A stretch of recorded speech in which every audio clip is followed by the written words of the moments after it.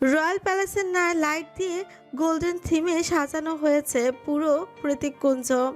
সকাল সকাল ভৃত্যরা কাজে লেগে পড়েছে। গেট থেকে শুরু করে ব্যাক ইয়ার্ড পর্যন্ত এমন কোনো জায়গা নেই যেখানে সৌন্দর্যের কৃত্রিম ছোঁয়া পড়ে। চারিদিকে গোল্ডেন ফেরি লাইট আর হাজাকের আলো ঝিকমিক করছে। গায়ে হলুদের অনুষ্ঠানে কোনো ড্রেস কোড থিম না থাকলেও বিয়েতে বর কনের সঙ্গে মিলিয়ে ড্রেস কোড থিম দেওয়া হয়েছে বেবি পিঙ্ক কালারের যে কোনো দেশীয় পোশাক।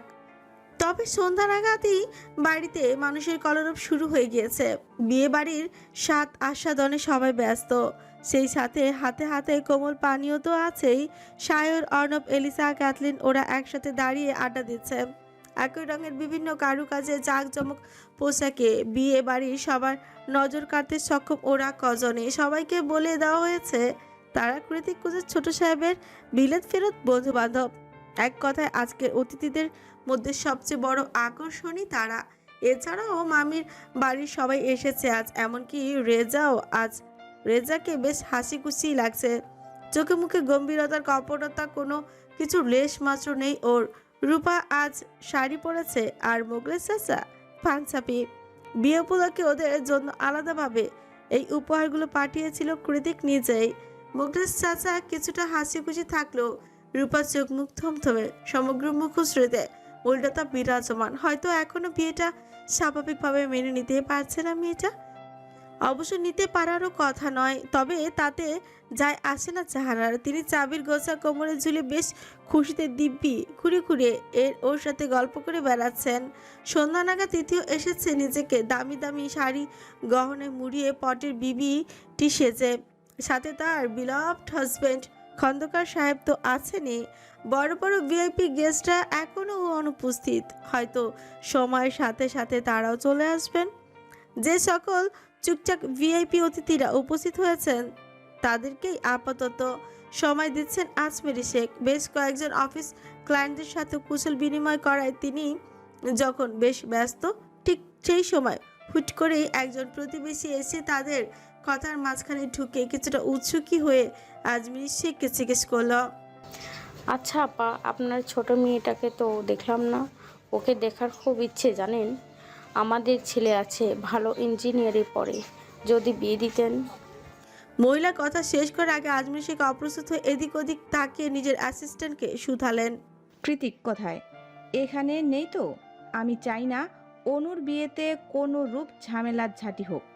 আজমিরি শেখের এমন অগ্রাহ্য ভঙ্গিমায় মহিলাটি হতবাক, অপমান ও বোধ করলো কিছুটা। মনে মনে ভাবলেন তিনি কি জিজ্ঞেস করলেন আর আজমিরি শেখ কেমন বিরূপ প্রতিক্রিয়া করলেন। এ আবার কেমন আতিথেয়তা। আসিফ নীলিমা সেচে গুজে এসেছে মাসই অরু রুমে প্রবেশ করলো। দরজা খোলাই ছিল, খাটের উপর বসে লেজ নাড়াচ্ছে ডোরা। ওকে একটা সুন্দর বাবি ড্রেস পরিয়ে বসিয়ে রাখা হয়েছে। নীলিমা রুমে এসে প্রথম ডোরাকে একটু আদর করে অরুর দিকে চাইলো। অরু এখনো কানে টানা ঝুমকা পরা নিয়ে বেশ কষ্ট করে যাচ্ছে। নীলিমা এগিয়ে গিয়ে অরুর হাত থেকে দুলচা কেড়ে নিয়ে ওকে পরিয়ে দিতে দিতে ওর প্রশংসা করে বলল, তোকে মাত্রাতিরিক্ত সুন্দর লাগছে রে ওরও। আর এই লম্বা চুলগুলো, হিস কি সুন্দর, কারে নজর না লাগুক। তারপর একটু দুষ্টুমি করে বলল, অবশ্য যার নজর লাগায় সে অলরেডি লাগিয়ে দিয়েছে। অরু মৃদু হেসে নীলিমাকে অভিবাদন জানিয়ে বলল, তোকে বুঝি কম সুন্দর লাগছে? হবু দুলাভাই তোর রূপের আগুনে ঝলসে গেল বলে। যাক, ঝলসে বারবিকিউ হয়ে যাক, তাতে আমার কি। কথাটা বলে নীলিমা একফালি মুচকি হাসি ফেরত দেয়, পর করে ভাবুক হয়ে অরুকে শুধোয়, হ্যাঁ রে, নিচে সবাইকে দেখলাম, কিন্তু তোর বর মহাশয়কে তো দেখলাম না। সে কোথায়? প্রত্যুত্তরে অরু ঠোঁট উল্টে কিছু একটা অন্য মনস্ক হয়ে বলে, উনি তো সকালবেলা অফিসে গিয়েছে, কি দরকারি কাজ আছে বলে। বলেছিল তো সন্ধ্যার আগেই ফিরে আসবে। কি জানি এখনো আসলো না কেন। নীলিমা দীর্ঘশ্বাস ছেড়ে বলল, বুঝলাম, কিন্তু অনু আপা কোথায় বলতো? অরু ঘুরে দাঁড়িয়ে ডোরাকে কোলে তুলে নিয়ে বলে, আপাকে তো সেই বিকেল বেলায় মেয়েরা সাজাতে এসেছিল, তারপর তো আর বের হলো না। চল গিয়ে দেখে আসি। তাছাড়া এমনিতেও আপা সেই সকাল থেকে কান্নাকাটি করছে। আমি সামনে গেলে আমারও কেমন কান্না পেয়ে যাচ্ছে। নীলিমা অরুর সাথে আর মন খারাপে নদীতে জোয়ারে দিল না, উল্টো স্বাভাবিক কণ্ঠে বলল, চল গিয়ে দেখে আসি, আপাকে নিশ্চয়ই অনেক সুন্দর লাগছে বরযাত্রী এলো বলে। নীলিমা আর অরু করিডোর পেরিয়ে অনুর রুমে প্রবেশ করতে যাবে, ঠিক তখনই হন্তদন্ত হয়ে রুম থেকে বেরিয়ে এলো অনু। আকস্মাৎ বেরিয়ে আসা ওরা তিনজনই ধাক্কা খেতে খেতে সামলে নিল। অনুর পরনে ভারী বিয়ে সাজ, বেবি পিঙ্ক ভারী লেহেঙ্গা, দু হাতে ধরে উদ্বিগ্ন মুখে দাঁড়িয়ে আছে অনু। সাজানো গোছানো প্রতিমার মতো মুখটায় ভর করেছে অযাচিত আতঙ্ক। তীব্র শ্বাস প্রশ্বাসের তালে তালে হাঁপড়ে উঠানামা করছে ওর বুক। অনুকে এমন বিভ্রান্ত চেহারা দেখে ফাঁস পড়ল অরুর কপালে। নীলিমা আশ্চর্য পনিকে সুতল। কি হয়েছে অনু আপা, তুমি ঠিক আছো? নীলিমার কথার জবাব দেয় না অনু, উল্টো শুষ্ক ঢোক গিলে অরুকে জিজ্ঞেস করে, অরু মা কোথায়? অরু ঠোঁট নাড়িয়ে কিছু জবাব দিতে যাবে, তখনই পেছন থেকে আজমিরি শেখ পেছন থেকে কথা ছোড়েন ফের। কি প্রয়োজন?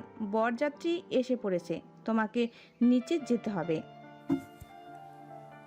অনু ওদের দুজনকে পাশ কাটিয়ে এগিয়ে এসে আজমির শেখের দু বাহু ধরে গলা খাদে নামে কাপা কাপা কঞ্চি পড়ল।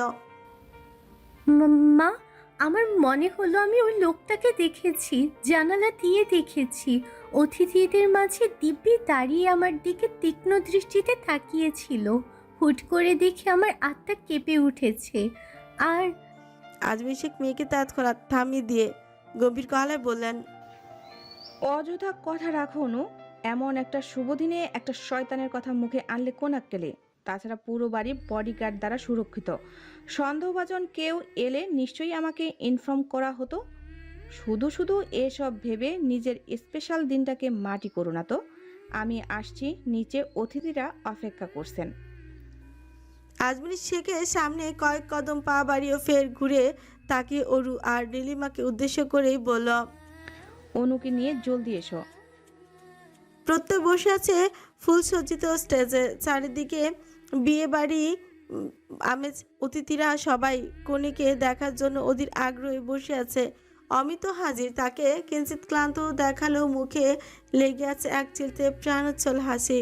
কালকে সবাই নাচ গান করলো, আজকে কেমন মনমরা হয়ে বসে আছে কৃতিকের বন্ধু মহল। বউ সাজে কনেকে দেখার চেয়েও দ্বিগুণ আগ্রহ নিয়ে সামনের দিকে উকিঝুঁকি দিচ্ছে শায়র, হয়তোবা প্রিয় মানবীকে এক ঝলক দেখার উদ্দেশ্যে। তার রাগিনীর চাহনিতে আরও একবার ভস্ম হতে হতে প্রাণী বেঁচে যেতে শায়র নিজেও বুঝতে পারছে না এইটুকু হাঁটুর বয়সী মেয়েটার সাথে মজা চলা ঝগড়া করতে করতে কখন যেন তীরের ফলার মতো হুট করেই গেঁথে গেল পুরান ঢাকার এই শ্যামলতা রাগিনী। এখন তো আমেরিকা ফিরে গিয়েও শান্তি নেই। বারবার মনে হবে রাগিনীটা থাকলে ভালো হতো, একটু ঝগড়া করে সময় কাটানো যেত। সবার মাঝে থেকে শুধুমাত্র নীলিমাকেই দেখতে চাইছে সারা তৃষ্ণার্ত ব্যাকুল তোচক। অবশেষে সেই মহেন্দ্রক্ষণ ঘনিয়ে এসে এলো, সকল জল্পনা কল্পনার শেষ স্টেজের দিকে পা বাড়লো আজকের মোক্ষম চরিত্র।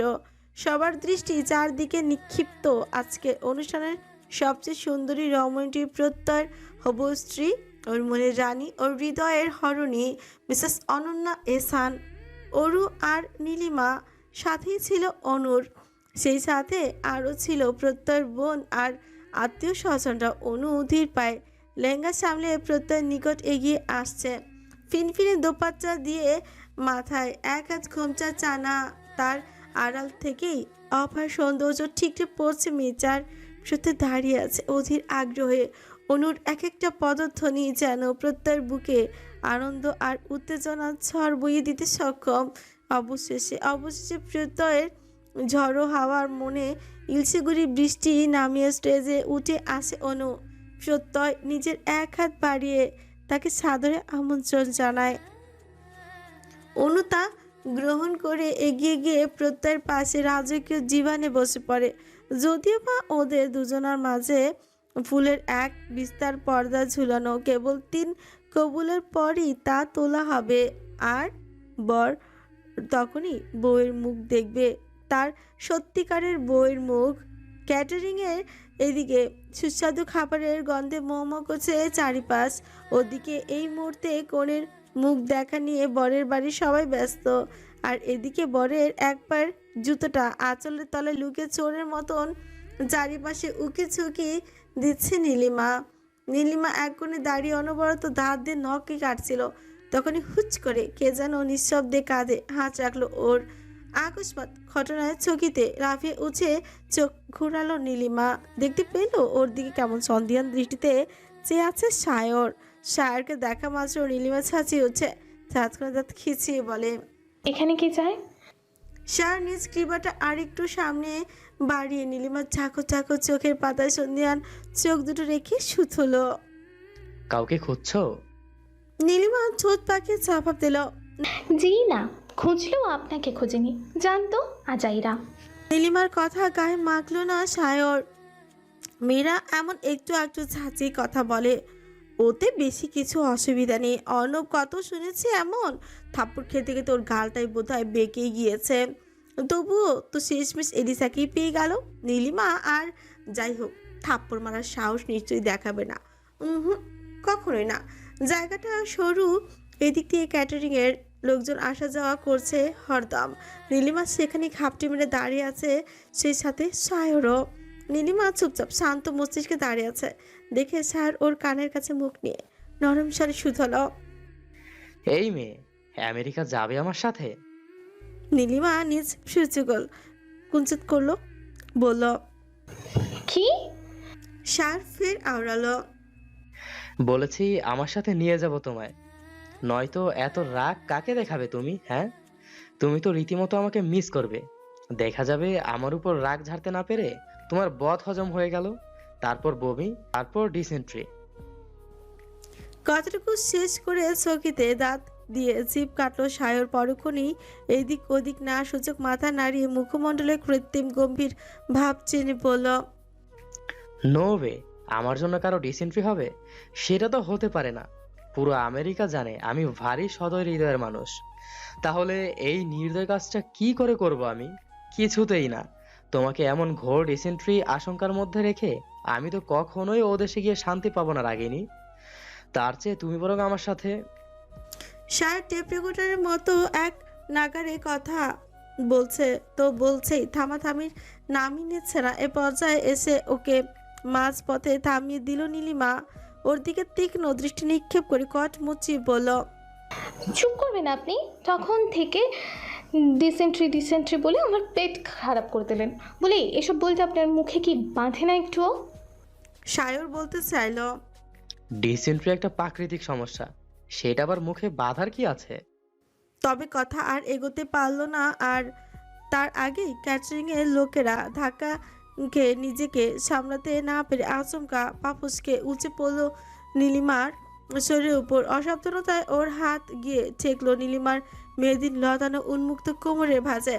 নীলিমা সায়রকে সামলালো ঠিকই, কিন্তু পরক্ষণে চরম সাহসিকতা আর জেদের বহিঃপ্রকাশ ঘটিয়ে সায়ের গেলে ঠাটিয়ে চড়ই বসালো ও। আচমকা চরকে সায়ের অগ্নিদৃষ্টি নিক্ষেপ করলো নীলিমার পানে, কিন্তু তার চেয়েও বেশি অঙ্গার দেখা গেল নীলিমার চোখের মুখে। এক পর্যায়ে সায়ের দিকে তাকিয়ে রাগে ফুঁসতে ফুঁসতে কেঁদে উঠল নীলিমা।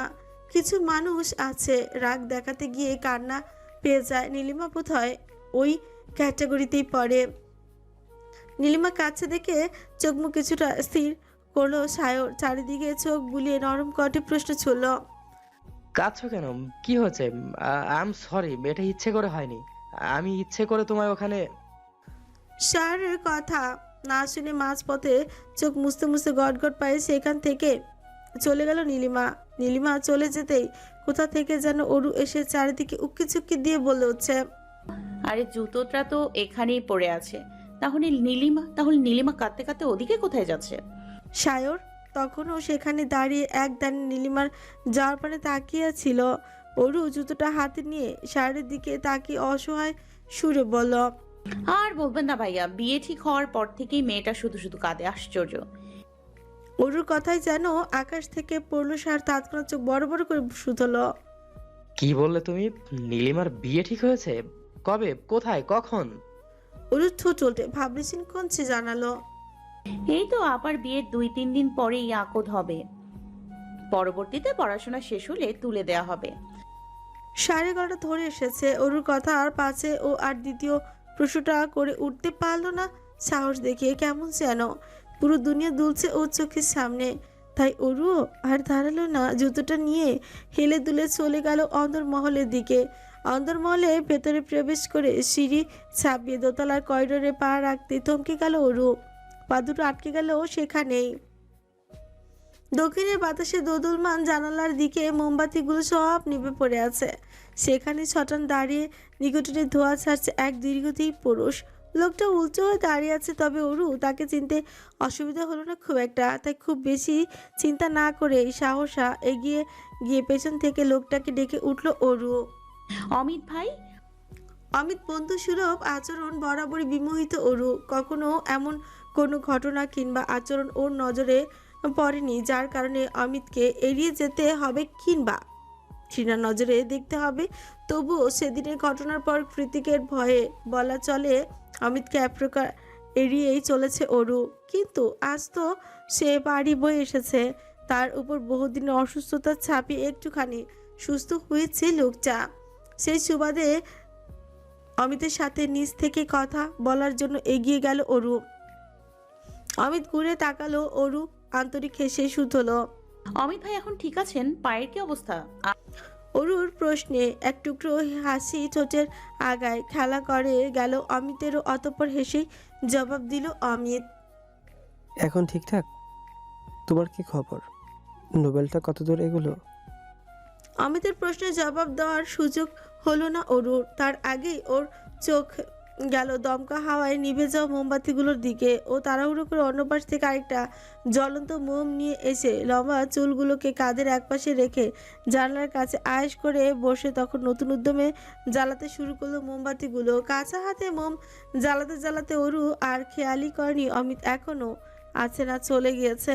চুল ছড়ানো দরুন মোমের নরম আলোটুকু ঠিকরে পড়ছে অরুর ধবধবে কোমল পৃষ্ঠদেশে। নতুন লেহেঙ্গার এই ব্লাউজের গলাটা বেশ বড়, এতটাই বড় যে কৃতিকের হলুদ লাগানো অংশ স্পষ্টই দৃশ্যমান।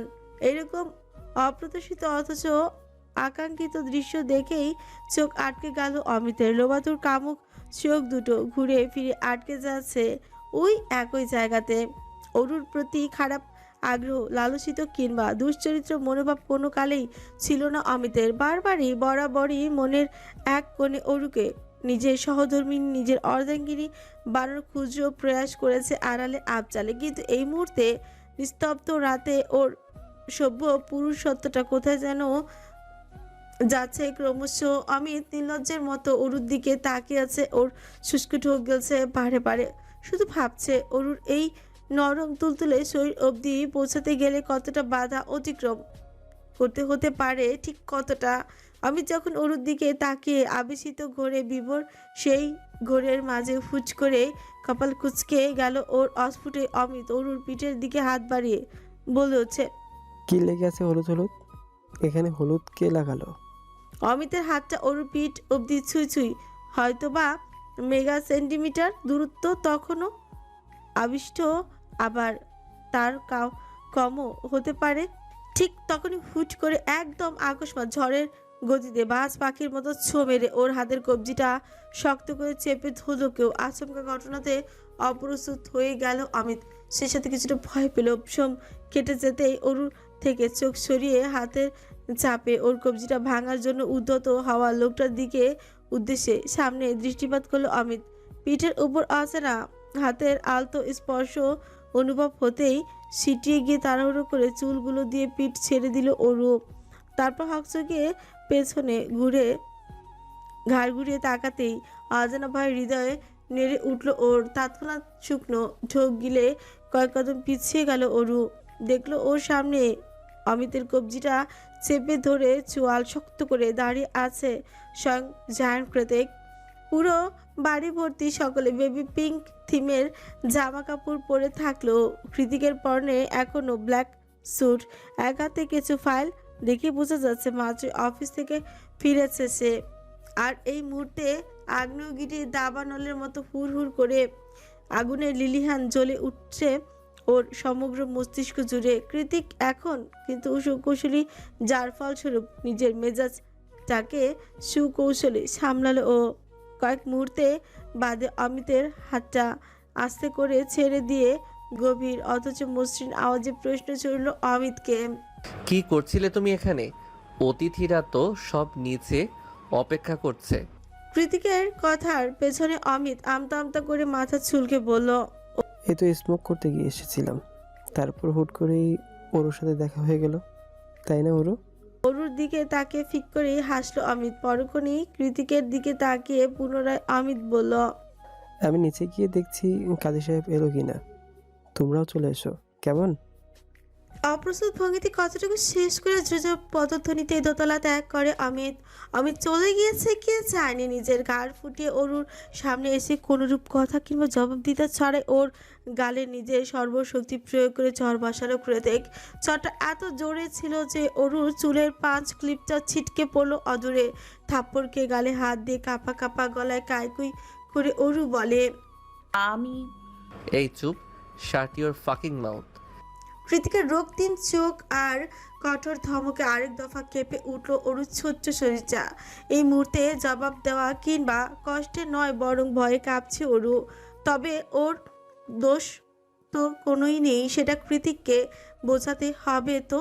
কিন্তু কৃতিক বুঝলো না, উল্টো অরু চুয়াতে শক্ত হাতে চেপে ধরে দোত পিষে বলল, ওই বাস্টারটা তোর শরীরের দিকে হাত বাড়ানোর সাহস কোথায় পেল? জবাব দে। ওই নোংরা হাতটা আমার জিনিস কি স্পর্শ করেছে? আমি তো তোকে আজ মেরেই ফেলবো Aru.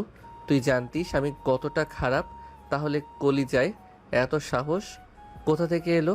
How fucking dare you to talk with someone like Amit? গলা উঠে চিৎকার করে উঠল কৃতিক। অরুর ব্যথা জর্জরিত, সেই সাথে ভয় তটস্থ। কথা বলার কোনো পরিস্থিতি অবশিষ্ট রাখেনি জায়ান কৃতিক। তাই উপায়ন্তর না পেয়ে ফোপাতে ফোপাতে চোখের জল ফেলছে মির্জা। হৃদয়টা ওর ভেঙে চুড়ে টুকরো টুকরো হয়ে গিয়েছে। শেষ পর্যন্ত কিনা অমিত এমন একটা কাজ করেই বসলো। কৃতিক দমল না, একইভাবে অরুর গালটা চেপে ধরে বলল, আমি জানি তুই কিছু করিসনি, তুই বুঝতেও পারিসনি এমন কিছু হবে, কিন্তু তুই অন্যায় করেছিস অরু, ঘোর অন্যায় করেছিস। আমি বারণ করা সত্ত্বেও অমিতের সাথে কথা বলার স্পর্ধা দেখিয়েছিস। তোকে আমি কতবার সতর্ক করেছি, আপন ভাই ছাড়া আর কোনো ভাই আদতে ভাই নয়। বলিনি বল? Answer me. রাগে আক্ষেপে অরুকে ঝাঁকিয়ে কথাটা জিজ্ঞেস করলো কৃতিক। অরুর কান্নার আওয়াজ জোরালো হলো। কৃতিক তীব্র রাগে অরুকে সামান্য ধাক্কা মেরে দূরে সরিয়ে দিয়ে পনের ব্লেজার আর ফাইলগুলো করিডোরের মেঝেতে ছুঁড়ে মারলো। পুরো অন্দরমহল খাকা গোছায়, এদিকে একটা কাক পক্ষীও নেই। বাইরে সবার আনন্দ উল্লাসের শোরগোল শোনা যাচ্ছে। হয়তো বিয়ে সম্পূর্ণ হয়েছে, এটার জন্যই তো এতক্ষণ অপেক্ষা করেছিল কৃতিক। বিয়ে সম্পূর্ণ হয়েছে ব্যাপারটা বুঝতে পেরে অরুকে ওর রুমে আটকে রেখে হাতে একটা হকস্টিক নিয়ে নিজের সফেজ রঙা শার্টের হাতটা গোটাতে গোটাতে নিচে চলে যায় কৃতিক। যাওয়ার আগে অরুকে উদ্দেশ্য করে তির্যক কঞ্চে বলে, আমি ফেরার আগ পর্যন্ত এখান থেকে এক পাও নড়লে তোর খবর আছে, এই দেহে প্রাণ থাকবে না। কৃতিক হকস্টিক সমেত নিচে বসে সরাসরি প্রত্যয়ের মাকে জিজ্ঞেস করলো। অমিত কোথায়? প্রত্যয়ের মা বিয়ে বাড়িতে ব্যস্ত সময় পার করছেন, তাই কোনো কিছু খেয়াল না করে তিনি বলেন, ও তো বাবা মাত্রই বেরিয়ে গেল, কি জরুরি কাজ আছে বলল। কৃতিকা দাঁড়ালো না সেখানে, বড় বড় পা ফেলে বাইক নিয়ে সোজা বেরিয়ে গেল কৃতিক কুঞ্জ থেকে। আর কেউ খেয়াল না করলো এই পুরো ঘটনাটা খেয়াল করলো কৃতিকের বন্ধুরা। কৃতিক বেরিয়ে যাওয়ার সঙ্গে সঙ্গে এলিসা তড়িঘড়ি করে বলে উঠল, অর্ণব সায়র, ওকে আটকা চৌধুরী, নয়তো যাকে মারতে যাচ্ছে তাকে আজ মেরেই ফেলবে। অর্ণব সায়র আর তার ঘটনা বোঝার অপেক্ষা করে না। কোনো কিছু না ভেবেই ওরা বাড়ির গাড়ি টেনে দ্রুত গতিতে বেরিয়ে পড়ে কৃতিকের পিছু পিছু। জ্যোৎস্না মাখা রাত, অমিতকে পাওয়ার জন্য খুব বেশি দূর যেতে হলো না কৃতিকের।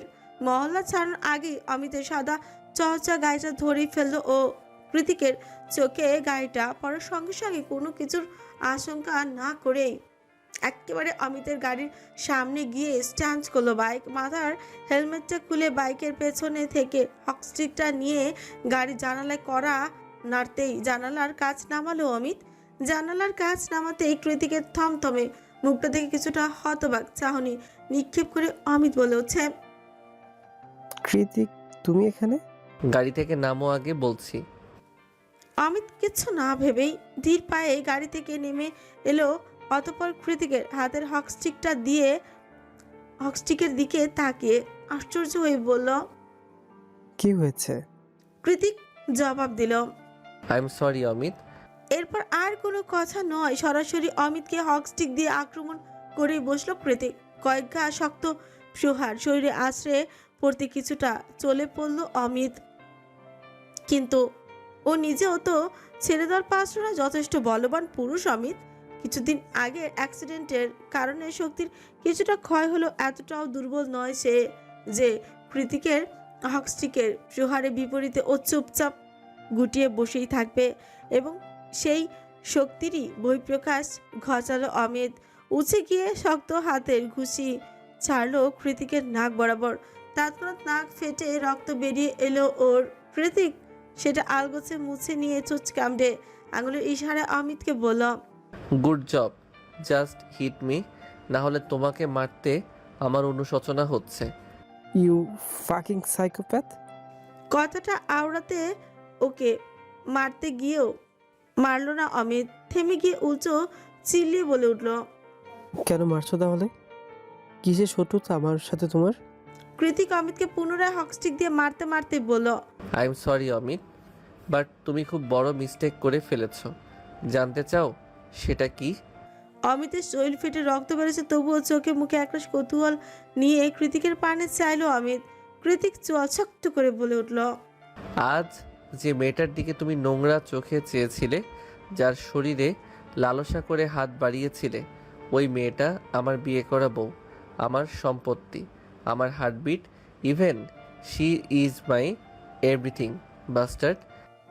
কৃতিকের কথা শুনে চমকে উঠে অমিত। এই তাহলে কৃতিকের রাগের কারণ, কিন্তু এইটা কি করে সম্ভব? অমিতের জানা মতে অরুর মা কৃতিকের ও সৎ মা, তাহলে সৎ বোন কি করে বউ হয়? OMG, it's a huge blunder. কিন্তু এখন কৃতিক নিশ্চয়ই এত বড় ভুলের জন্য অমিতকে ছেড়ে দেবে না। অমিত চুপচাপ শুষ্ক যোগ গিলছে দেখে কৃতিক পুনরায় বলে, আগেরবার সতর্কবার্তা হিসেবে শুধু গাড়ি অ্যাক্সিডেন্ট করিয়ে ছেড়ে দিয়েছিলাম, তারপরেও ক্রমাগত একই ভুল করে গিয়েছো তুমি অমিত। কৃতিকের শেষ কথাটা শোনা মাত্র অমিত হতবিহ্বল হয়ে পড়ে। মনে মনে ভাবে, আগের বারও অরুর ব্যাপারে কথা বলে যাওয়ার সময় অনাকাঙ্ক্ষিত দুর্ঘটনার শিকার হতে হয়েছিল ওকে। আর এখনও নিজের কথা শেষ করে কৃতিক পুনরায় অমিতকে হকস্টিক দিয়ে প্রহার করতে হবে। ঠিক তখনই কোথা থেকে যেন ছুটে আসে সায়র অর্ণব, দুজন মিলে তাড়াহুড়ো করে ধরে ফেলে হকস্টিকটা। সে সাথে সামলাতেও ব্যস্ত হয়ে পড়লো উগ্র মেজাজে কৃতিককে। অন্দরমহল এখনো নিস্তব্ধ, কারো কোনো সারা শব্দ নেই। হয়তো এখনো সবাই বাইরের স্টেজের ওখানে বরকনে নিয়ে মেতে আছে, অথচ অরু এখনো এখানে একা রুমে বসে বসে হাঁটুতে মুখ গুজে ওর চোখে জল ফেলছে। লম্বা পরিপাটি চুলগুলো এলোমেলো হয়ে আছে, থাপ্পড়ের আঘাতে গালটা জ্বলে যাচ্ছে। মনে হচ্ছে হাঁ করলেও ব্যথা টনটন করে উঠছে। কৃতিকের মুখের আগেই হাত উঠে যায় শরীরে, যা অরুর প্রচণ্ড ভয় পায়। ওই জন্যই তো সবসময় ওইসব কাজ এড়িয়ে চলে যেগুলো কৃতিকের অপছন্দ। কিন্তু আজ না চাইতেও সে একই কাজ করলো ও। আর অমিত, যে মানুষটাকে অরু চোখ বন্ধ করে বিশ্বাস করলো, ভাইয়ের মতো বিশ্বাস করলো, এমনকি কৃতিকের সাথে পর্যন্ত যাকে নিয়ে তর্ক করলো, সেই কিনা এইভাবে সুযোগ নেওয়ার চেষ্টা করলো। ছি, ভাবলে গা খিনখিন করে উঠছে অরুর। কাঁদতে কাঁদতে মাথাটা ধরে এসেছে ওর। একটু ঘুমোতে পারলে ভালো হতো, তার উপর নিচে আপা কি করছে কে জানে। অরুর মস্তিষ্কে প্রবাহমান হাজারো ভাবনা ছেদ করলো কৃতিকের আগমনে। কৃতিক রুমে প্রবেশ করতে ছকছকে লাইটের আলোয় অরুকে দেখলো। ওর নাকে মুখে রক্ত লেগে আছে। নিজের স্বামীর এহেন অবস্থা দেখে অরু উদ্বিগ্ন হলো বচে, কিন্তু মুখে ফুটে কিছু জিজ্ঞেস করলো না। তীব্র অভিমানে কৃতিক কোনো কিছু জিজ্ঞেস করার ফুসরত দিল না ওকে। এগিয়ে এসে অরু হাতটা ধরে টানতে টানতে নিয়ে গেল রুমের বাইরে, অতঃপর কোলে তুলে সিঁড়ি ভেঙে একেবারে নিচে নিয়ে বিয়ে বাড়িতে তখনও ওদের দুজনকে কেউ খুব একটা খেয়ালই করেনি। কিন্তু যখন কৃতিক অরুকে টেনে সবার সামনে মাঝে দাঁড় করিয়ে ওর সমগ্র মুখমণ্ডল চুমুতে চুমুতে ভিজিয়ে দিতে শুরু করলো, ঠিক তখনই পায়ের তলার মাটি কেঁপে উঠল উপস্থিত সকলের। ছোট বড় সবাই উপস্থিত এখানে, অথচ সবার মাঝখানে দাঁড়িয়ে দ্য গ্রেট অসভ্যখ্যাত জায়ান্ট কৃতিক অরুর সমস্ত মুখে টুকরো টুকরো চুমু খেয়ে তবেই থামলো। ওদিকে আজমির শেখের লজ্জায় মাথা কাটা যাচ্ছে। অনুপ্রত্যয়ে আয়না দেখানো হচ্ছিল এতক্ষণ, কিন্তু এই মুহূর্তে আয়না দেখা বাদ দিয়ে ওরা কৃতিক অরুকে দেখায় ব্যতিগ্রস্ত হয়ে পড়লো। অরুর অবস্থা মরি মরি, চারিদিকে জোড়া জোড়া কৌতূহল আর সন্ধিহান চোখগুলো এড়াতে নিজের চোখ দুটোই খিচিয়ে বন্ধ করে মাথাটা নুইয়ে রেখেছে অরু। কৃতিক প্রথমে অরুর আঙুলের ভাঁজে আঙুল ঢুকালো, তারপর শক্ত গলায় বলল, মাথা উঁচু করো অরু, রাইট নাও। চারিপাশে সকলে এখনো কিংকর্তব্য বিমূঢ়। তা দেখে কৃতিক সবার উদ্দেশ্যে বলে উঠছে, everyone attention please, for your kind information, it's a biggest mistake. কি আমি সবাইকে জানিয়ে শুনিয়ে ধুমধাম করে বিয়ে করতে পারিনি, but I am not single anymore, I have a wife. আর এখন এই মুহূর্তে আমি সবাইকে জানাচ্ছি, আমার পাশে যে মেয়েটা দাঁড়িয়ে আছে সে আমার বিবাহিতা স্ত্রী, মিসেস জায়ান কৃতিক চৌধুরী। হ্যাঁ জানি এখনও অনেকের মনে অনেক প্রশ্ন রয়ে গিয়েছে, আমি সেটাও ক্লিয়ার করছি। আমার স্ত্রী আমারই সৎ মায়ের আগের পক্ষের সন্তান এবং আমি জেনে শুনেই তাকে বিয়ে করেছি। উই আর হ্যাপিলি ম্যারিড নাও। আশা করছি আমাদের সম্পর্ক নিয়ে কারোর মাঝে আর কোনো সন্দেহ কিংবা জটিলতা নেই এখন আর। যদি থেকে থাকে তাতে আমার কিচ্ছু যায় আসে না, কারণ যে কে কখনো সোসাইটির ধার ধারে না, নেভার এভার। এক নাগারে কথা শেষ করে গলা কিছুটা খাদে নামিয়ে কৃতিক পুনরায় বলে, thanks for your valuable time guys, now you can enjoy the wedding party. শেষ বাক্যটার ইতি টেনে অরুকে এক প্রকার ফেলে রেখেই হনহনিয়ে ভেতরে চলে গেল কৃতিক। আজ বোধহয় আর অরুর উপর থেকে রাগ কমবে না তার। চন্দ্রদীপ্ত মধ্যরাত রূপোর থালার মতো চারটা তেজক রূপলি আলোতে ভুবন ভরিয়ে তুলেছে। তারপরও ঈশান কোণে কয়েক সেকেন্ড অন্তর অন্তর জ্বলে ওরা বিদ্যুৎ এ ঝলকানি, আর চারিদিকে তীব্র হিমেল হাওয়ায় মনে হচ্ছে শেষ রাতে বৈশাখী ঝড়ে লঞ্চবঞ্চ হবে প্রকৃতি। প্রত্যয়দের বাড়িটা কৃতিক কুজের তুলনায় কুড়ে ঘরই বলা চলে। ছোট মতোই একটা দোতলা বাড়ি, নিচতলায় বসার ঘর, রান্নাঘর আর অতিথিদের জন্য গেস্ট রুম, আর উপর তলায় প্রত্যয় আবু আম্মু আর বড় আপুর শোবার ঘর। যদিও বা বড় আপু বেশিরভাগই তার শ্বশুরবাড়ি থাকেন। কাল বছরে যখন এ বাড়িতে আসা হয় তখনই কেবল তার রুমে মানুষের আনাগোনা লক্ষ্য করা যায়। প্রত্যয় নিজেও আমেরিকা থেকে বছর বছর অন্তর ছাড়া দেশে ফেরা হয় না, যার ফলস্বরূপ মুরব্বী দুজন ছাড়া পুরো বাড়ি শূন্যই থাকে বলা চলে। প্রত্যয়ের আব্বু আম্মু অমায়িক মানুষ। বিয়ের আগে শ্বশুর শাশুড়ি নিয়ে অনুর মনে গহীনে যে অযাচিত আতঙ্কেরা ঘুরে বেড়াতো, চোখ বুঝলেই শ্বশুরবাড়ি নামক জায়গাটাকে যেন মহাযজ্ঞ স্থল ঠেকত।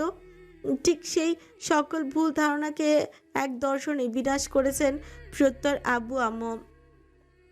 আজ এ বাড়িতে পা রাখার পরে অরু আর কৃতিকের বিষয়টা নিয়ে প্রতিবেশী আত্মীয় স্বজনদের মুখ থেকে ইনিয়ে বিনিয়ে কম কথা শুনতে হয়নি অনুর, কিন্তু প্রত্যয়ের আব্বুর কান অবধি সেই সব কথা পৌঁছানোর আগে সঙ্গে সঙ্গে তৎক্ষণাৎ প্রতিবাদ করেছেন। নিজের আত্মীয় স্বজন হোক কিংবা শুভাকাঙ্ক্ষী সবার উদ্দেশ্যে গম্ভীর গলায় একটাই কথাই বলেছেন, বৌমা, যেহেতু আমার বউয়ের পরিবারটাও আমারই, আর আমার পরিবারকে নিয়ে যারা কুৎসিত মন্তব্য করার স্পর্ধা দেখাবে তারা কখনোই আমার শুভাকাঙ্ক্ষী হতে পারে না। তাছাড়া ধর্মীয় আইন কানুন বাদ দিয়ে সমাজের কুসংস্কারে গা ভাসানোর মানুষ আমি নই। ধর্মে যে সম্পর্কে প্রাধান্য আছে আমার নিকটও তার যথাযথ সম্মান রয়েছে। দ্বিতীয়বার বৌমার বোনকে নিয়ে আর একটাও কথা যাতে না হয় এই বাড়িতে। কথা শেষ করে তিনি তার স্ত্রীকে ডেকে দৃঢ় গলায় আদেশ করে বললেন, তাই আম্মু, তুমি খেয়াল রেখো তোমার সম্মানহানি হয় এমন কোনো কথা যাতে দ্বিতীয়বার আমার কান অবধি না আসে। নতুন শ্বশুর শাশুড়ির কাছ থেকে এতটা প্রাধান্য, এতটা আন্তরিকতা পেয়ে সত্যি তখন গর্বে বুকটা ফুলে উঠেছিল অনুর। বারবার মনে হয়েছিল প্রত্যয়ের মতো একজন ভদ্র সভ্য শান্ত ছেলে জন্ম দেওয়া কেবল তাদের মতো অমায়িক স্বচ্ছ হৃদয়ের বাবা মার দ্বারাই সম্ভব। রুমের কোণে অবাঞ্ছিত লম্বা চেয়ে পুরনো সেগুন কাঠের ড্রেসিং টেবিলটার সামনে দাঁড়িয়ে চুল মুছতে মুছতে সন্ধ্যা রাতের সেসব কথাগুলি ভেবে আরও একবার চাপা দীর্ঘ শ্বাস বেরিয়ে এলো অনুর চিত্ত ছেড়ে।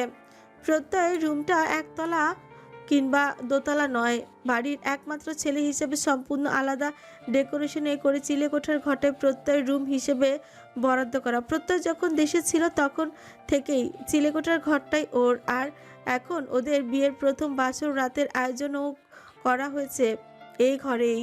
পুরো ঘরটাতে ফুরফুর করে সুঘ্রাণ ছড়াচ্ছে। পুরনো খাটে নতুন করে সাজানো তাজা রজনীগন্ধা আর থোকা থোকা গোলাপের আস্তরণ। সাদা চাদরে মুড়ানো বিছানা জুড়েও গোলাপের ছড়াছড়ি। সেদিকে তাকালেও কেমন অপার স্নিগ্ধতায় ভরে উঠছে মন প্রাণ। পুষ্পসজ্জিত স্নিগ্ধ সেই রুমের এক কোণে দাঁড়িয়ে নির্বিঘ্নে চুলে তোয়ালে চালাচ্ছে এই ঘরের নতুন ঘরণী প্রত্যয়, সদ্য বিয়ে করার নতুন বউ। যেন এই ঘরে আগমন তার নতুন কিছু নয়। সেভাবে বিয়ের ভারী গহনা পোশাক আশাক ছেড়ে একটা কালো পাড়ের খয়েরি রঙের তাঁতের শাড়িতে নিজেকে নতুন বউ রূপে আবিষ্কার করলো অনু। ছাঞ্জা পানি দিয়ে লম্বা শাওয়ার শেষে সারাদিনের ধকলকে ধুয়ে মুছে সাফ করে একেবারে সতেজ হয়ে বেরিয়েছে অনু। আর এখন এই হালকা শাড়ি গায়ে চড়িয়ে আরও বেশি আরাম লাগছে ওর।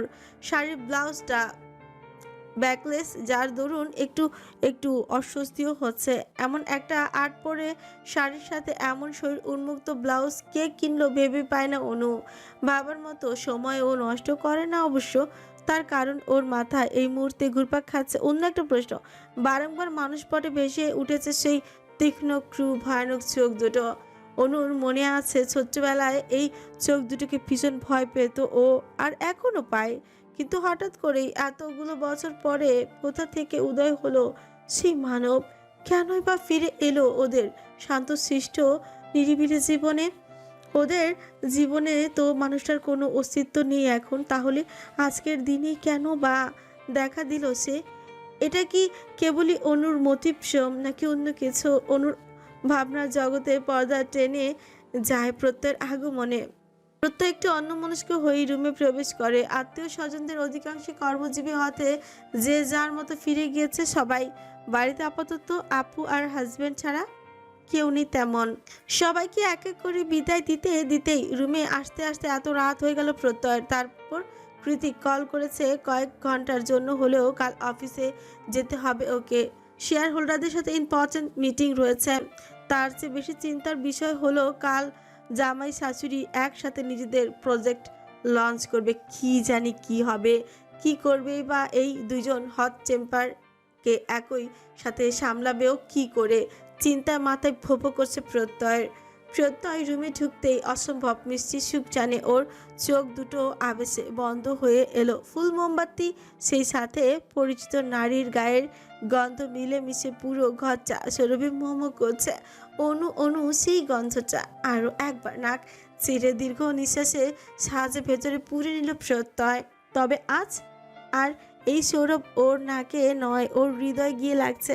খানিকক্ষণ চোখ বুজে রেখে নিজেকে সামলালো প্রত্যয়। তারপর আস্তে ধীরে চোখ খুলতেই দেখলো ওর মুখোমুখি হয়ে দাঁড়িয়ে সন্ধিহান চোখে তাকিয়ে আছে অনু।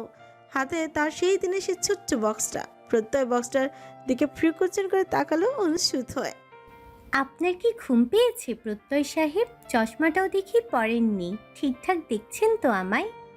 অনুর কথা এক চিলতে হাসি খেলে গেল প্রত্যয় ছোটের আগায়। ও অনুকে আগাগোড়া পরখ করে বলল, তোমাকে দেখতে আমার চশমার প্রয়োজন নেই অপরিচিতা। চোখ বন্ধ করলে সর্বদাই তুমি আমার চোখের পাতায় রাজত্ব করে বেড়াও, আর এখন চোখ খুললেও তুমি। প্রত্যয় এইসব প্রেম প্রেম কথা ভালোই লাগে অনুর, মাঝে মধ্যে লজ্জাও পায় বেশ, কিন্তু এই মুহূর্তে পেল না। উল্টো প্রত্যয়ের কথাকে দুয়ানা প্রশ্রয় না দিয়েই হাত বাড়িয়ে বক্সটা দেখিয়ে সোজা সরপে জিজ্ঞেস করল, বিয়ে হয়ে গিয়েছে, আজ প্রথম রাত। তাহলে এবার বলুন কি আছে এতে? আমি আর পারছি না চুপ হয়ে থাকতে। কৌতূহলে মাথাটা কিলবিল করছে আমার। প্রত্যয় এবারও অনুকে মসৃণ হাসি ফেরত দিয়ে বলল, প্রথম রাতে স্বামীকে সালাম না করে উপহার দেখতে চাইছো? ইটস নট ফেয়ার অনু। অনু দাঁত দিয়ে চিপ কাটে, মনে মনে বলে, এই রে, ভুলেই গিয়েছিলাম। পরক্ষণে শাড়ির আঁচলটা পিঠের ওপর দিয়ে টেনে এনে সামান্য নিচু হয়ে সালাম করল প্রত্যয়কে। তারপর আবারও সেই একই বলি। এবার বলুন এতে কি আছে? অনুর উন্মুক্ত মসৃণ মোমের মতো পিঠের দিকে চেয়ে প্রত্যয় ঘোর লাগা গলায় বলল, কি পরেছো এটা? সব দেখা যাচ্ছে। অনু বলল, আগে আমার কথার উত্তর দিন, তারপর বলছি। অনুর অবস্থা দেখে মনে হচ্ছে এতে কি আছে না জানা অবধি প্রত্যয়কে এক দণ্ড বসতে দেবে না ও। আর প্রত্যয় কিনা এতটুকু সময় কত কিছুর না স্বপ্ন দেখে ফেলেছে। Silly feelings. প্রত্যয়ের দু চোখে তো এখন সেই সব অব্যক্ত নেশাতুর অনুভূতি গুলোই ঘুরপাক খাচ্ছে, কিন্তু অনুকে বোঝানো মুশকিল। তাই এবার আর কোনো রূপকথা না পেঁচিয়েই বক্সটা খুলে অনুর হাতে ধরিয়ে দিল প্রত্যয়। অনু অবাক চাহনিতে বক্সের ভেতরে উকি ঝুঁকি দিচ্ছে। হয়তোবা কোনো দামি জুয়েলারি কিংবা কোনো হানিমুন টিকেটস। অনুর জানা মতে বাসর রাতে তো স্বামীরা এসবই উপহার দেয়, কিন্তু এখানে তেমন কিছুই দেখা যাচ্ছে না। না পেয়ে আশাহত হলো অনু। ফুস করে একটা নিঃশ্বাস ছেড়ে প্রত্যয়কে শুধল। কই? প্রত্যয় কাভার থেকে একটা টি শার্ট আর ট্রাউজার বের করতে করতে বলল, কি কই? কেন উপহার? অনুর কালো হয়ে যাওয়া চুপছানো মুখটা দেখে প্রত্যয় অনেকটা কাছে এগিয়ে এসে ওর চিবুক তুলে হিসিয়ে বলল, কি বলেছিলাম আমি? এর মাঝে তোমার স্বপ্ন আছে, আর সেটাই আমার তরফ থেকে তোমার জন্য বাসরাতের বেস্ট গিফট। অনু শিকুচকে বলল, স্বপ্ন মানে কেমন স্বপ্ন? প্রত্যেক কিছু ছুট পাকিয়ে হেসে বক্স থেকে একটা আইডি কার্ড বের করে অনুর গলায় পুরি দিয়ে বলল, এই যে আমার বউ, সবচেয়ে বড় স্বপ্ন। এতক্ষণে অনু টনটনেছে, চোখ দুটো ছলছল করছে। ও সেই ছলছলে চোখ নিয়েই প্রথমে প্রত্যয়ের দিকে অবিশ্বাসের চাহনি নিক্ষেপ করলো, অতঃপর কাঁপা কাঁপা হাতে আইডি কার্ডটা চোখের সামনে তুলে ধরলো, যেখানে গুটি গুটি ইংরেজি অক্ষরে অনুর নাম আর ছবি বসানো। অনন্যা শেখ নামের পাশে ইংরেজি বড় হাতে অক্ষরে পরপর 3টে অক্ষরে লেখা LLB অনার্স। এত ঝড়ঝাপটা, এত উত্থান পতনে অনু তো ভুলে গিয়েছিল নতুন করে পড়াশোনা শুরু করাটা যে ওর সবচেয়ে বড় স্বপ্ন। মায়ের অসুস্থতায় যা না চাইতো বিসর্জন দিতে হয়েছিল ওকে। মস্ত বড় গেটটা পেরিয়ে ভার্সিটিতে প্রবেশ করার স্বপ্ন তো ও অপূর্ণই রয়ে গিয়েছিল মনে। টানা পয়েন্ট তো কম হয়নি এককালে, কিন্তু অনু নিজেকে বুঝিয়েছিল বড় মেয়ে হতে গেলে দায়িত্ব নিতে হয় বাড়ির বড় সন্তানকে। এত নিজের কথা ভাবলে চলে না। তাদের পৃথিবীতে পাঠানো হয়েছে পরিবারের সকলের সুখ নির্ধারণ করার জন্য। কিন্তু আজ এই মুহূর্তে প্রত্যয় নিজ হাতে অনুর স্বপ্নকে অনুর হাতে ধরে দিল, নতুন করে মনে করিয়ে দিল অনু এখন আর একা নয়। ওরও নির্বিঘ্নে মাথা রাখার জন্য একটা কাজ রয়েছে, যার নাম প্রত্যয় এহসান। তোমার এখনো অনেকটা পথ অতিক্রম করা বাকি অনু, এগিয়ে যাও। আমি তোমার পাশে আছি। তোমার স্বামী, তোমার বেস্ট ফ্রেন্ড, তোমার শুভাকাঙ্ক্ষী সবসময় তোমার পাশে আছে। প্রত্যয়ের কথা এতক্ষণে ভ্রমটা কেটে গেল অনুর। ভ্রম থেকে বেরিয়ে বাস্তবে ফিরে আসার সঙ্গে সঙ্গে প্রত্যয়ের উপর ঝাঁপিয়ে পড়ে ওর গলাটা শক্ত করে জড়িয়ে ধরে চিৎকার করে কেঁদে উঠল অনু। কাঁদতে কাঁদতে বলল, এটা কি করেছেন আপনি? কি করেছেন? এত ভালোবাসা কেন দিচ্ছেন? পাগল হয়ে যাব তো আমি। আপনি আমাকে আজকে যা দিয়েছেন তা এই দুনিয়ার কেউ দেয়নি আমাকে, কেউ না। অনু সরল মনে কাঁদতে কাঁদতে কথাগুলো বললেও ওর কথা বলা আর চিৎকার প্রত্যয়ের চক্ষু চড়কাচ। প্রত্যয় তৎক্ষণাৎ চোখ মুখ খিচিয়ে অনুর মুখটা হালকা চেপে ধরে বলল, আরে কি বলছো এসব? নিচের সবাই শুনলে কি ভাববে? আস্তে বলো জান, আস্তে। অনু নিজের নাকের পানিটুকু প্রত্যয় এক্সক্লুসিভ শেরওয়ানিতে মুছে নতুন উদ্যোগে কাঁদতে কাঁদতে বলল, আসতে বলবো মানে? আমি তো সবাইকে জানিয়ে বলবো আপনি আমাকে কি দিয়েছেন। এটা কয়জন স্বামী দিতে পারে? এটা কার এমন আত্মা আছে শুনি? কয়জন স্বামী পারে বিয়ের প্রথম রাতেই বউকে এত ভালোবাসা দিতে বলুন? তারপর আবারও কান্নার আওয়াজ। প্রত্যয়ের ঠিক নিচে রুমটায় ওর আপু দুলাভাইয়ের রুম। অনুর এমন কান্নাকাটি আর আহাজারি শুনে প্রত্যয় দুলাভাই আপুকে উদ্দেশ্য করে গম্ভীর গলায় বললেন, তোমার ভাইয়ের একটু সংযত হওয়া উচিত ছিল অনন্তর উপর। মেয়েটার নিশ্চয় খুব কষ্ট হচ্ছে, এত কান্নাকাটি করেছে। বিয়ের প্রথম রাতেই এভাবে প্রশমত আচরণ করে কেউ? স্বামীর কথাকে মুখ বাঁকিয়ে অগ্রাহ্য করে প্রত্যয়ের আপু ছাচিয়ে বলে উঠল। অনেকক্ষণ হলো রুম থেকে বেরিয়েছে, ছাদে দাঁড়িয়ে আছে অনু। প্রত্যয় গিয়েছে ফ্রেশ হতে, তাই অনু একাই দাঁড়িয়ে হাওয়া খাচ্ছে। আপাতত ঠান্ডা হিমেল হাওয়ায় ঝাপটা ওর ক্রন্দনত মুখমণ্ডলে আশ্রে পড়েছে ক্রমশ। হাওয়ার তালে তালে আধ ভেজা রেশমের মতো চুলগুলো ইতিউতি উড়ে যাচ্ছে। বাড়ির সামনে আঙিনায় জ্বলতে থাকা মরিচ বাতির রোশনাই ও এই ছাদটাও আলোকিত। আকাশের উজ্জ্বল হাসি হাসি চাঁদখানা এতক্ষণে মেঘের আড়লে ঢাকা পড়েছে। মেঘের গা থেকে খসখসে পড়ছে ঝিরিঝিরি বৃষ্টি।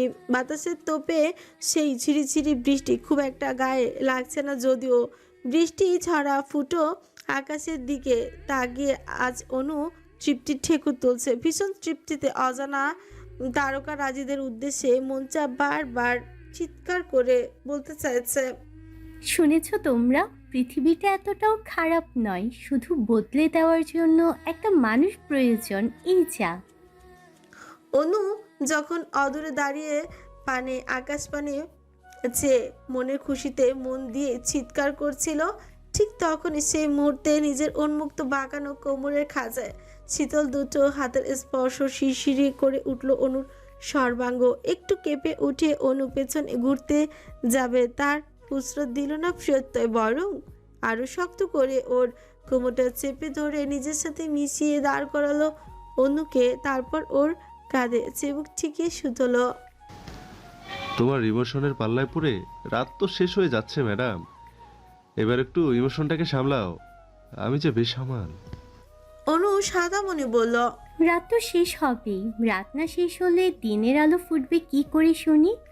প্রত্যয় অনুর কাছে টুকরো টুকরো চুমুকে ভারী নিঃশ্বাস ছেড়ে বলল, আজকের রাতটা যে আমাদের বহু আকাঙ্ক্ষিত রাত, জান। থাক না, একটু বেশি সময় ধরে এই আধারটুকু, ক্ষতি কি?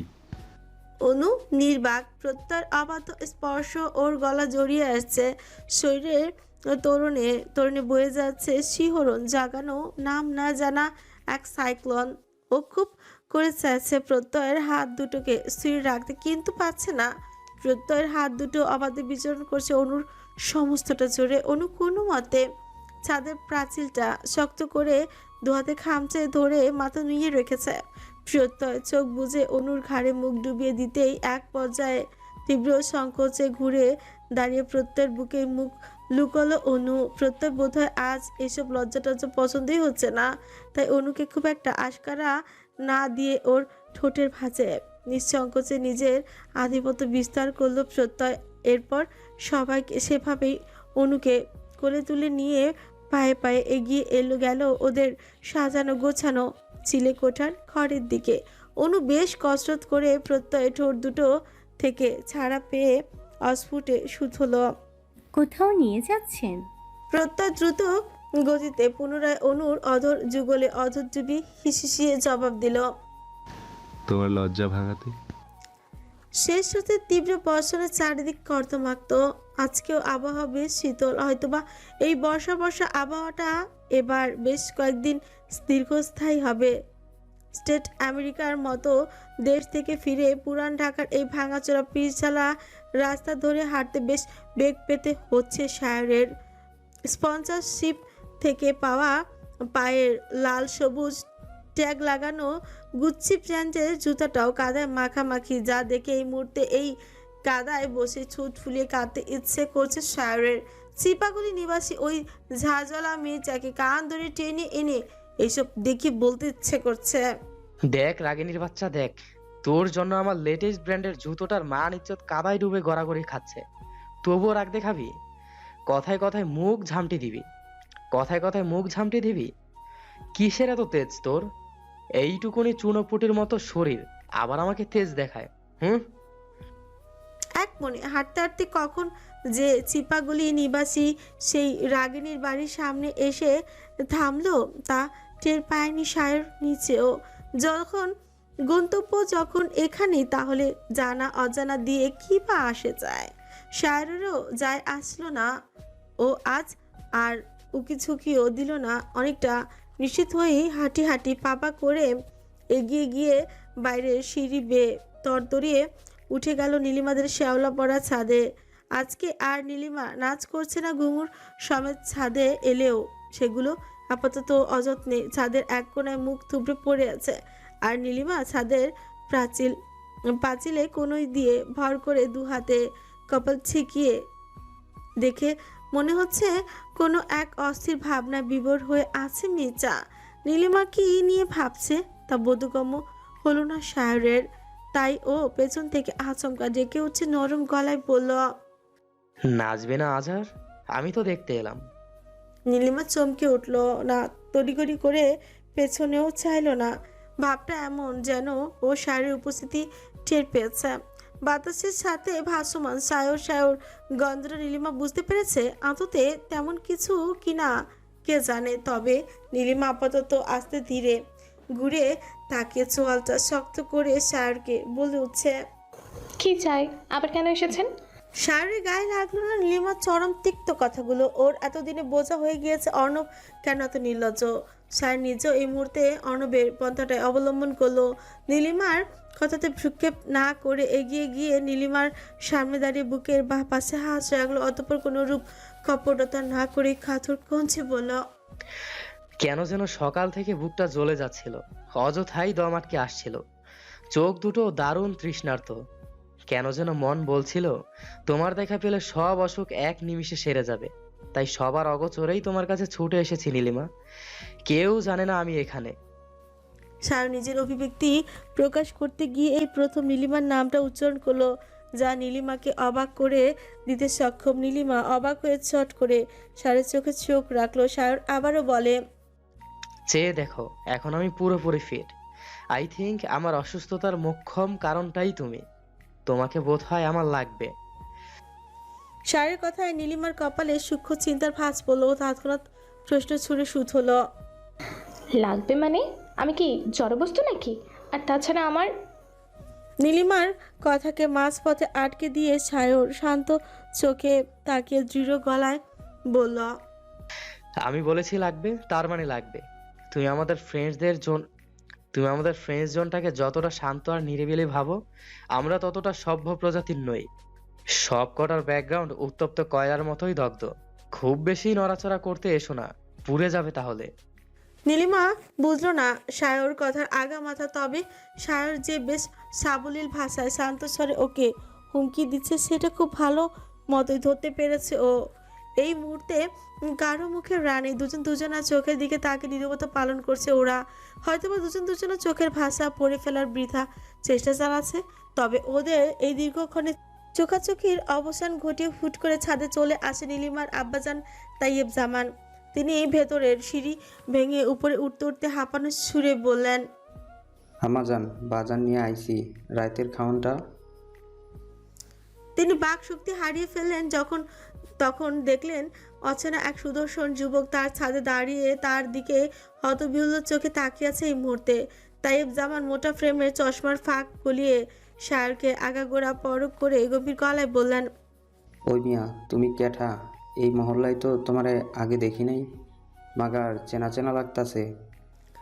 সায়র তাইয়েব জামানের কড়া গলার প্রশ্নে জবাব দেওয়ার আগে নীলিমার দিকে তাকে অবিশ্বাসের সুরে শুধল, এই তোমার আব্বাজান? নীলিমা হাসিচোখ মাথা নাড়ালো। সায়র অবাক, আবার তাকালো তাইয়েব জামানের দিকে। সবুজ পাঞ্জাবি পরিত ছিপছিপে গড়ের লম্বা চওড়া সুদর্শন সুঠাম দেহে এক সভ্য পুরুষ।